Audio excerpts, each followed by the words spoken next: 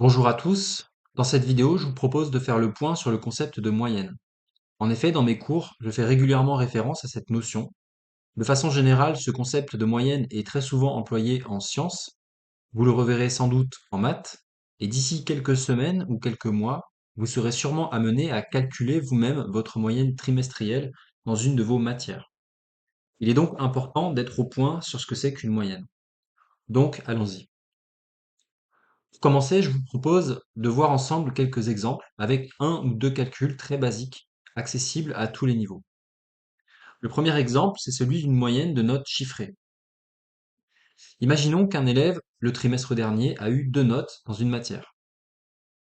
Un 0, pas de chance, et un 20.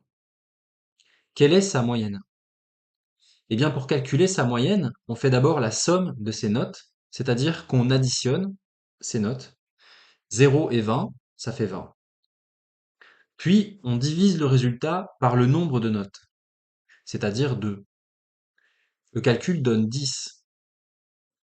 Ça veut dire que la moyenne du trimestre de cet élève est de 10. Vous remarquez qu'il n'a jamais eu 10 sur 20, mais ce nombre donne une certaine idée de son travail au cours du trimestre. Effectivement, il a eu une très bonne note et une très mauvaise note. On peut considérer que son niveau final est moyen. Deuxième exemple, la moyenne des températures sur une année au Pré-Saint-Gervais. Alors, sur une année, les températures varient énormément. Je vous ai trouvé un petit graphique qui vous montre ici les températures au Pré-Saint-Gervais sur une année complète. Comment faire pour calculer la moyenne? Eh bien, il faut commencer par faire la somme de toutes les températures disponibles pour l'année. Ici, on peut additionner les températures moyennes qu'il a fait au Pré-Saint-Gervais en janvier, en février, en mars, etc., jusqu'en décembre. Ce qui nous donne 141. On divise ensuite cette somme par le nombre de mesures, donc le nombre de mois dans l'année, c'est-à-dire 12.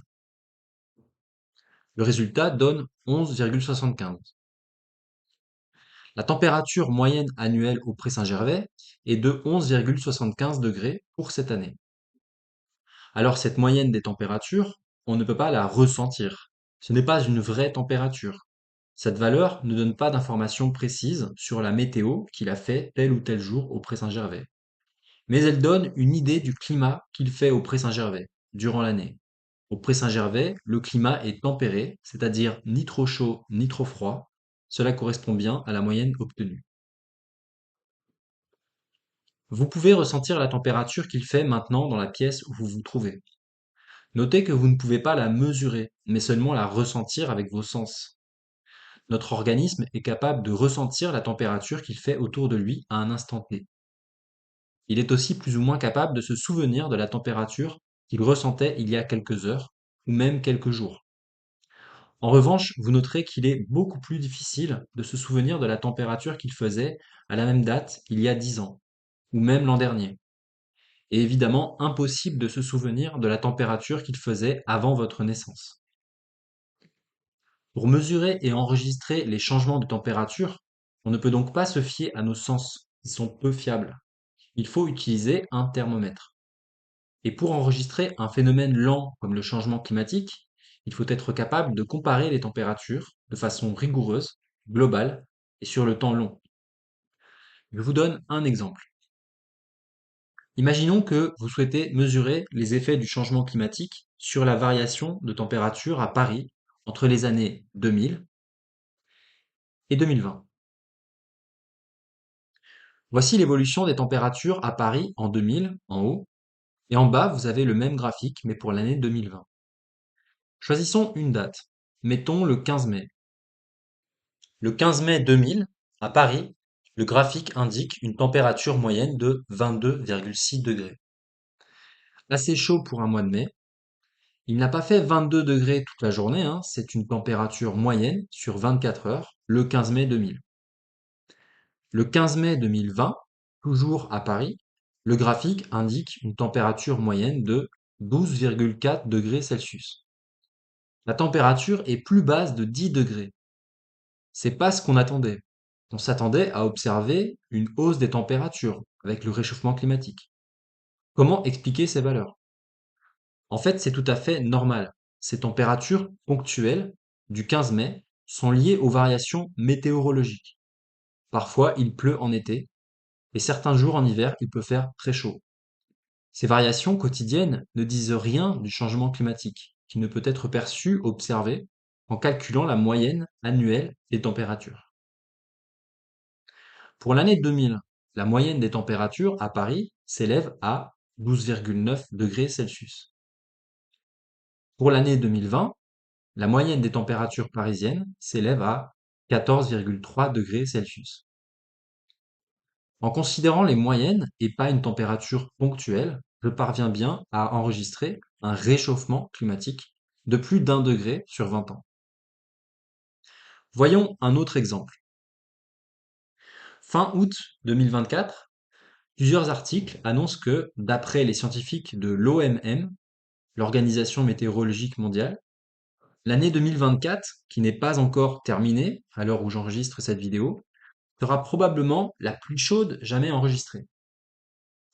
Alors, vrai ou pas, je ne sais pas encore, cette affirmation peut surprendre pour ceux qui ont passé leurs vacances en France cette année.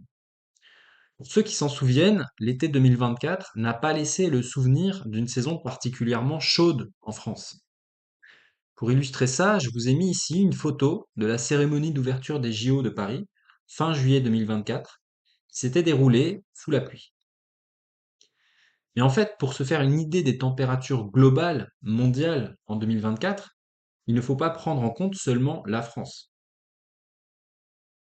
La même année, on a eu des canicules extrêmement intenses et des incendies en Chine, en Grèce, une canicule en Australie en plein hiver avec des températures au-dessus de 41 degrés et des températures records mesurées aussi dans la mer des Caraïbes ou dans le golfe Persique, avec plus de 56 degrés dans l'air et 35 degrés dans l'eau, mesurés à Dharan en Arabie Saoudite. Si on fait la moyenne de toutes les mesures effectuées dans le monde pour cette année 2024, alors elle est bien une des plus chaudes jamais enregistrées dans l'histoire, même si en France, ça n'a pas été particulièrement visible. C'est là qu'on voit qu'une moyenne peut finalement en dire plus qu'une mesure ponctuelle. Votre moyenne trimestrielle en dit plus sur vous qu'une mauvaise note obtenue une fois dans une seule matière. La moyenne annuelle des températures en dit plus long sur le climat que votre ressenti quotidien. On récapitule donc la méthode avec un dernier exemple. Pour calculer la moyenne d'un groupe de mesures, je fais d'abord la somme des mesures, puis je divise le résultat par le nombre de mesures réalisées. Ici, dans un pot, j'ai fait pousser 8 graines de lentilles depuis 10 jours. J'aimerais connaître la taille moyenne des tiges. Je vais donc mesurer chaque tige, puis faire la somme des mesures en centimètres. J'obtiens 79,7.